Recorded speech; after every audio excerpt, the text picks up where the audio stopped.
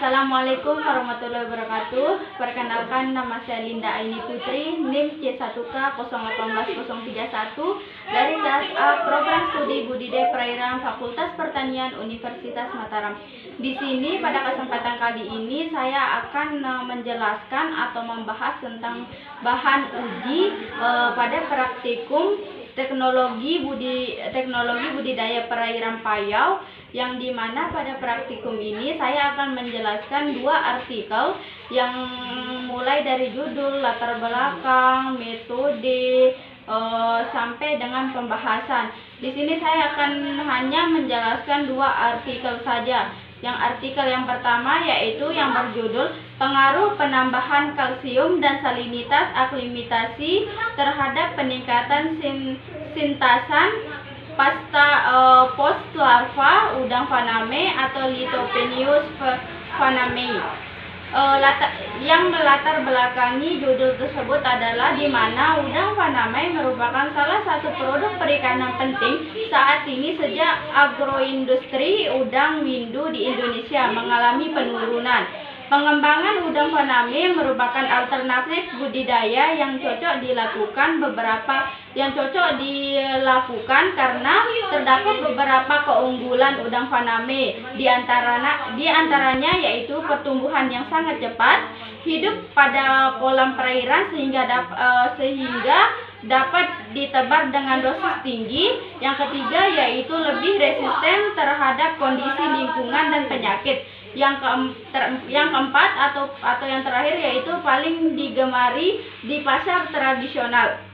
Menurut Vallejo DKK tahun 1999, selain itu udang faname ternyata memiliki sifat euryhalin, yaitu di mana mampu hidup di lingkungan perairan dengan kisaran salinitas 0,5 ppt hingga 40 ppt. Pada kemampuan ini memberi peluang dalam mengembangkan komoditas di perairan daratan atau inland water. Perlakuan yang dilakukan oleh jurnal artikel tadi yaitu melakukan percobaan pendahuluan. Terdapat 16 perlakuan dan 3 ulangan dengan perbedaan penurunan salinitas yaitu 0 ppt, 2 ppt, 4 ppt, dan 6 ppt dengan penambahan kalsium sebanyak 0 ppm, 50 ppm, 100 ppm, bahkan sampai 150 ppm. Waktu melaksanakan percobaan aklimatisasi selama 4 hari dari salinitas 25 ppt hingga salinitas akhir 0 ppt, 2 ppt, dan 6 ppt. Yang kedua yaitu percobaan utama dengan 5 perlakuan 3 ulangan. Perlakuan berdasarkan penambahan kalsium atau CaCO3. Perlakuan yang pertama yaitu tanpa penambahan kalsium. Yang kedua yaitu penambahan kalsium sebanyak 50 ppm. Yang ketiga yaitu penambahan kalsium sebanyak 100 ppm. Yang keempat yaitu penambahan kalsium sebanyak 150 ppm.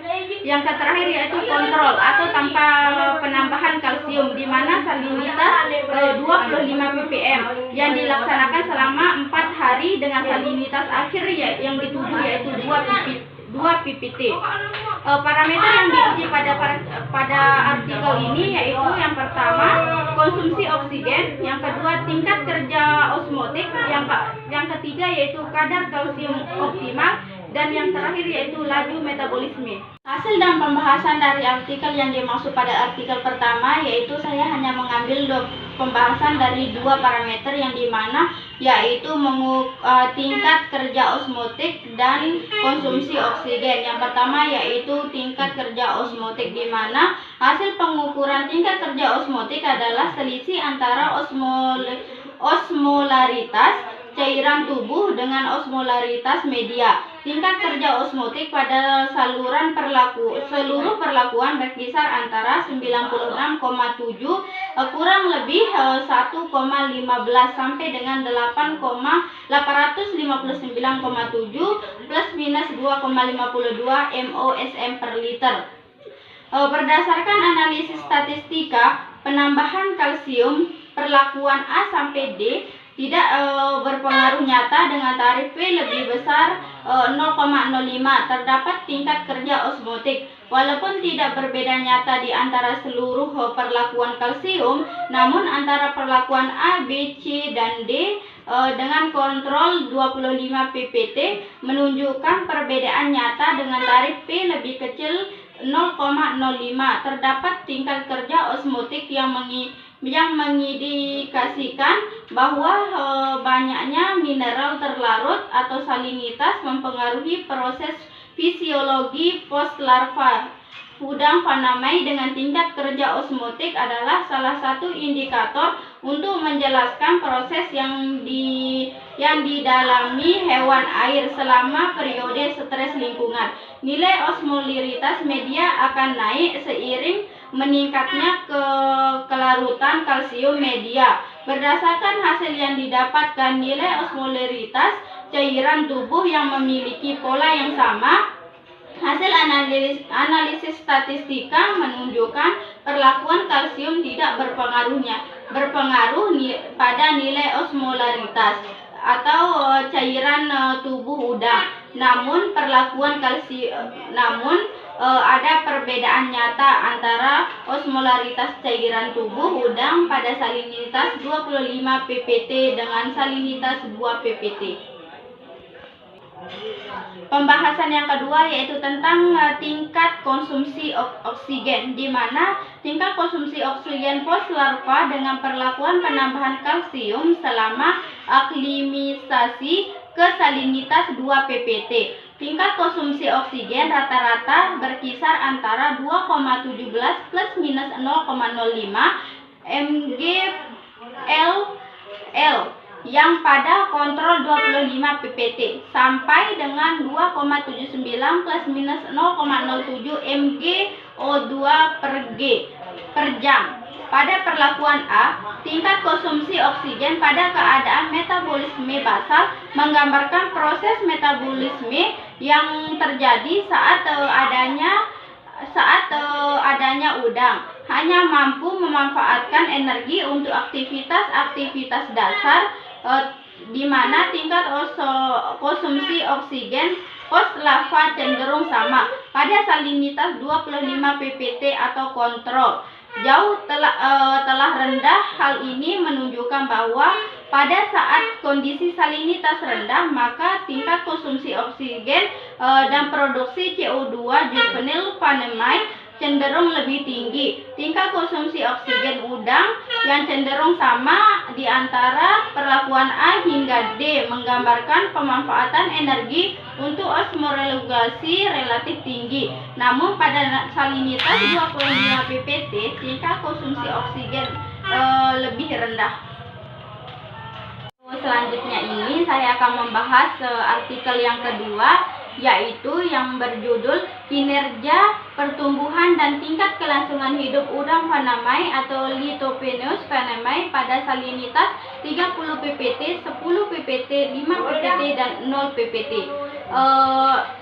Yang melatar belakangi jurnal ini yaitu di mana udang fanamei merupakan salah satu komoditas perikanan yang sedang dikembangkan dalam usaha budidaya di tambak, di mana udang memiliki beberapa keunggulan, diantaranya dapat dipelihara dengan kepadatan tinggi, pertumbuhan cepat, dan memiliki daya tahan yang tinggi terhadap serangan penyakit, hama, dan virus.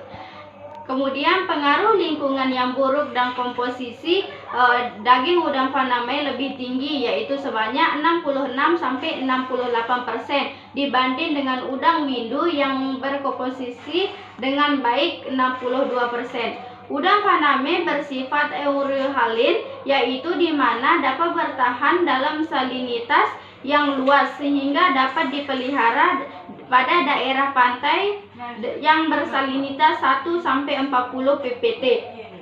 Udang fanamei dapat tumbuh baik atau optimal pada salinitas 15-25 ppt, bahkan masih layak untuk untuk melakukan pertumbuhan atau mengalami pertumbuhan pada salinitas 5 ppt. Tujuan dari penelitian ini adalah untuk mengetahui pertumbuhan dan tingkat kelangsungan hidup udang faname pada media bersalinitas rendah. Perlakuan pada artikel yang kedua ini yaitu ada 4 perlakuan 3 ulangan. Perlakuan pertama yaitu perlakuan dengan salinitas 30 ppt atau sebagai kontrol. Perlakuan kedua yaitu perlakuan salinitas dengan 10 ppt. Yang ketiga yaitu dengan salinitas 5 ppt, dan yang terakhir yaitu dengan perlakuan bersalinitas 0 ppt. Parameter yang diuji pada artikel kedua ini yaitu ada 4. Yang pertama kualitas air seperti suhu, DO, COD, BOD. Terus yang kedua yaitu laju pertumbuhan spesifik atau SGR. Yang ketiga yaitu pertumbuhan mutlak. Yang keempat yaitu konversi pakan atau FCR. Di sini saya akan membahas hasil dan pembahasan dari kedua parameter. Saya hanya memilih 2 parameter saja, yaitu SGR dan GR. Hasil dan pembahasan pada yang pertama yaitu tentang SGR, di mana nilai laju pertumbuhan spesifik atau SGR udang faname selama pemeliharaan dapat dilihat berdasarkan analisis statistika ragam masing-masing nilai tengah populasi setiap perlakuan dengan menggunakan uji ANOVA, uji F satu arah pada selang kepercayaan 95% atau dengan tarif P lebih kecil dari 0,05. Diperoleh hasil bahwa perlakuan berupa perbedaan salinitas berpengaruh nyata terhadap nilai laju pertumbuhan harian udang faname. Perbedaan salinitas antara perlakuan pemberian pengaruh terhadap laju pertumbuhan spesifik SGR, laju pertumbuhan spesifik harian ke-20 perlakuan P3 lebih tinggi dibanding dengan perlakuan yang lainnya. Pembahasan yang kedua yaitu tentang pertumbuhan mutlak atau GR. Pertumbuhan mutlak atau ground rate atau GR udang faname selama perlakuan berdasarkan analisis statistika yang telah dilakukan yaitu ragam masing-masing nilai tengah populasi setiap perlakuan menggunakan uji ANOVA, uji F satu arah pada selang kepercayaan yaitu 95% dengan tarif P lebih kecil dengan 0,05. Diperoleh hasil bahwa perlakuan berupa perbedaan salinitas berpengaruh nyata terhadap nilai pertumbuhan bobot berdasarkan hasil uji lanjut Turki pada selang kepercayaan 95% dengan tarif P lebih kecil dengan 0,05. Diperoleh nilai uji pertumbuhan bobot udang faname pada hari ke-20 pada perlakuan ke-30 ppt, P dengan 10 ppt dan P25 ppt. Tidak berbeda nyata, namun berbeda nyatanya terdapat pada perlakuan P3 dengan 0 ppt pada hari ke-40. Perlakuan K30 ppt berbeda nyata terhadap perlakuan P1 dengan 10 ppt dengan P25 ppt. Mungkin hanya itu yang bisa saya sampaikan atau jelaskan dari 2 materi bahan uji yang saya jelaskan pada praktikum payau ini. Semoga bermanfaat. Kurang lebihnya saya mohon maaf. Assalamualaikum warahmatullahi wabarakatuh.